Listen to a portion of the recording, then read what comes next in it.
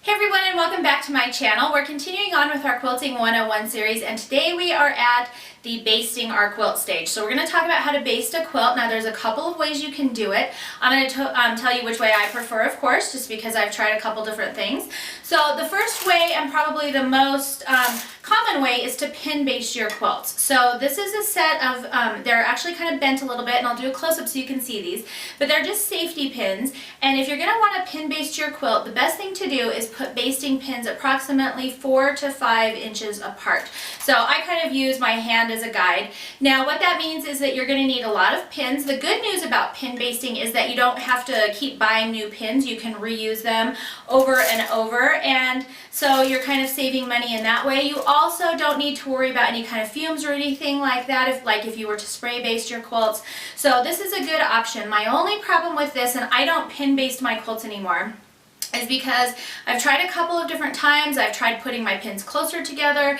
I've tried all kinds of stuff, and no matter what I do, I still get some sort of slippage with my fabric. It's usually my backing fabric, so that's not as big of a deal.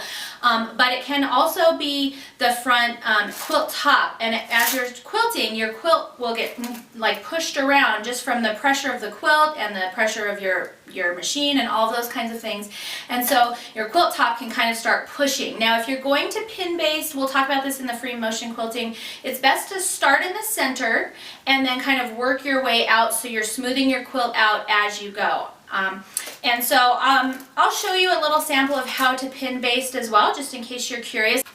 Okay, so just one more quick thing on the pin basting. Pins come in different sizes, and I'll do a close-up for you.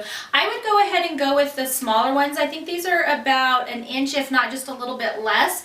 I did try these bigger ones, and they poke really big holes in the fabric. They're kind of hard to get through, and they're not really necessary. So if I'm going to pin baste, I do prefer these smaller ones. Now the other thing to consider when you're pin basting is that you're going to have pins all over your quilt. So when you go to free motion quilt it, then you're going to have to stop every 4 to 5 inches and remove your pins. And I kind of like to, once I get my groove going, I like to kind of keep going. I don't like to have to stop a lot. So that's just kind of another reason why I don't. You're welcome to do whatever works better for you. It's just something to consider. So what I do is spray basting. Now, this isn't a sponsored ad or anything, but I use 505. This is my favorite spray basting because I feel like it gives a nice secure hold.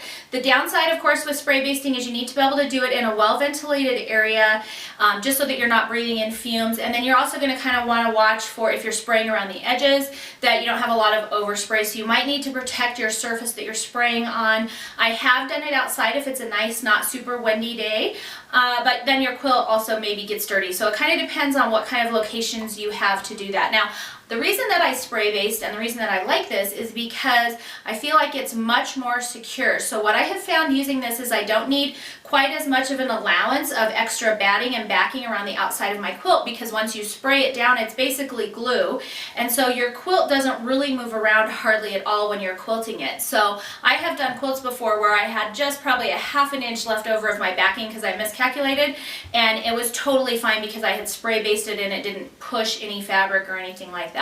So that is one thing that I really like about this spray basting technique. So I'm going to show you how to do that. The other thing that I'm going to be using like all the time when I buy these kind of in bulk packs are the blue, just regular painter's tape. You can get this from any hardware store. The reason that I like to use this is because it's made to stick down but also peel off really easily without sticking to your floor or wherever your work surface is. So it just comes off really easy. It doesn't leave any kind of residue or anything like that. I would use this tape whether I spray basted or pin based. So either way, you're going to need some kind of tape to help secure your backing. So I'm going to show you how to do that and how I set up it. And I know there's other ways to do this, but this is just the way that works the best for me with the space that I have. So hopefully it'll help one of you as well. So let's go take a look at how we do this. Alright, so before we can baste our quilt, we need to get our backing and batting all squared away.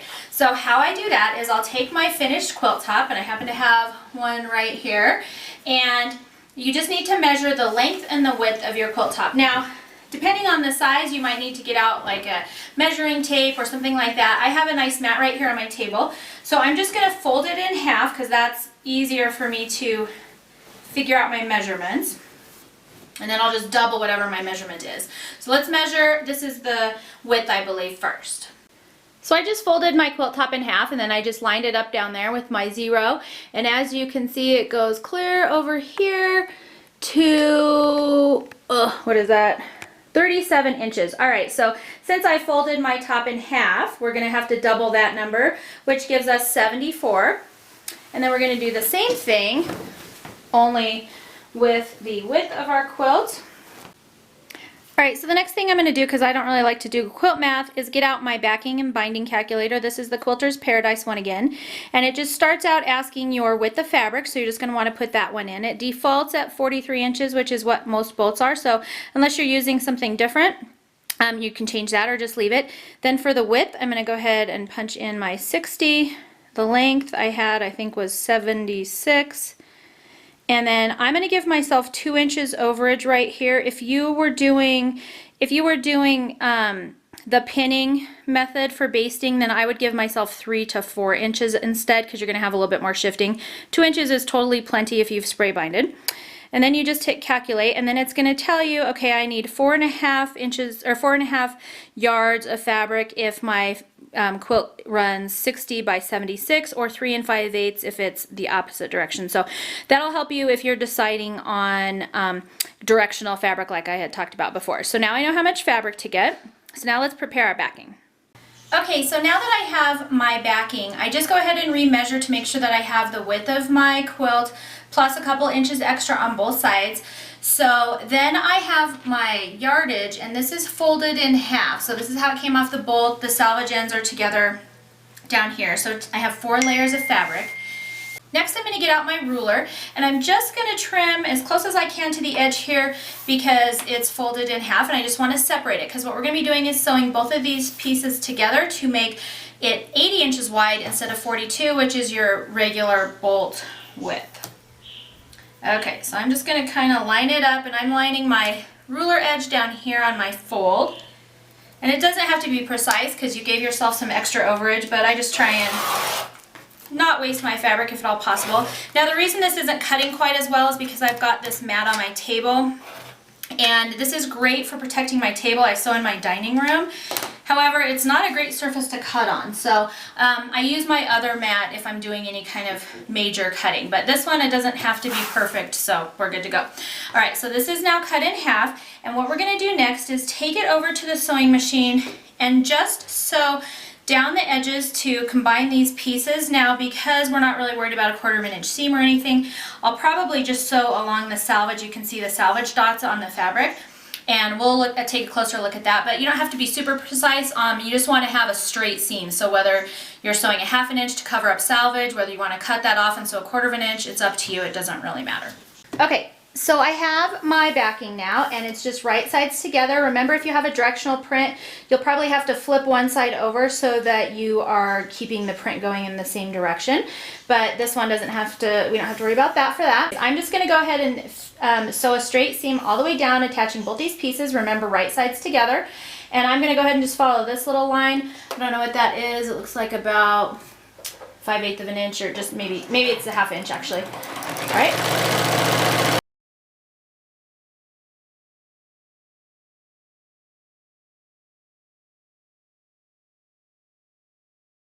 Okay, so I'm done sewing my 2 pieces of fabric yardage together.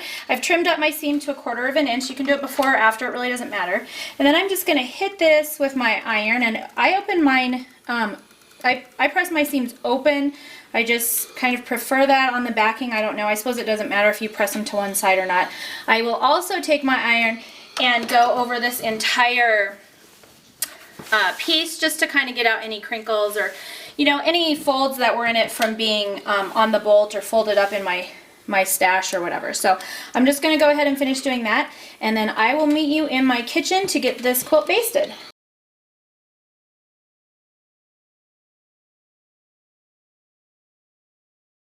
Okay, so if you're going to pin baste, this would be the method you would use. So I kind of like to just grab a pile of pins and just kind of start throwing them. And then I use my hand as about my base for every 5 inches or so. If I have a pattern that allows me to do it like this one, I would probably put a pin in the middle, one in the corner, another one in each corner here, and then kind of repeat that pattern over the course of the quilt. Now, depending on how big your quilt is, like this is obviously more than 5 inches, so you're going to want to add, you know, extra pins to fill in the gaps and that kind of thing. So putting the pins in is really easy. You just, especially with these curved ones, you just scoop it under. Make sure you're getting all 3 layers, the batting, the top, and the backing. And then since they're curved, it's really easy to just pop them out the front and then you just safety pin them on. The only thing is you're just going to want to make sure that you went through all 3 of your layers. And then you're just going to continue doing that across your whole quilt. Now, if it works out and you have a large enough table space when I'm pin quilting, then I will actually go ahead and put it on a table. Right now it's on my dining room table, so I can stand up, and it's a lot easier for me to sit here and put these pins in versus hurting my back and leaning over my quilt on crawling on the floor and all of that kind of thing. So you're just going to continue adding your pins until they're all in.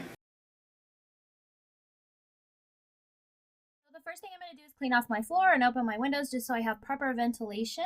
And then the next thing I'm going to do is lay my backing out on the floor, and I'm going to lay it right sides toward the floor so that the wrong side is facing up. And then I'm going to get out my tape, and as you can see, I'm putting one piece of tape on the opposite sides, just moving my way around the quilt and slowly stretching it out. I'm not pulling super hard, just enough to smooth out any of the wrinkles that are in the backing. You don't want to pull it too hard or it won't stay with the tape. The next thing I'm doing is laying my batting out on the quilt top and just smoothing it out. And this part you do want to kind of take your time and get it all nice and smoothed out.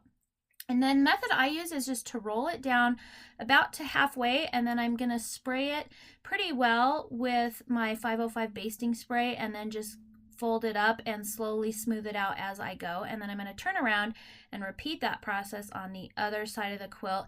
And as you can see, I'm kind of pushing my hands underneath that layer there so that I can make sure I'm getting it all nice and flat, get out all the wrinkles. And then I'm essentially going to do the same exact thing to my quilt top. I get that all nice and spread out and then roll it down about halfway. I went a little bit farther here, but the other thing that I do when I'm putting the top on is I use my scissors, and as you can see, I'm clipping off any dark colored threads that are going to possibly be showing up under the white, because you definitely don't want to be able to see those. And if you have red like I have on this quilt, you will be able to see it under the white fabric. And so I'm clipping off as many as I can. I usually try and do that while I'm ironing it out as well, but I always miss a few. So as you can see, I turned to the other side, rolled it down, am spraying it and getting ready to finish it off here.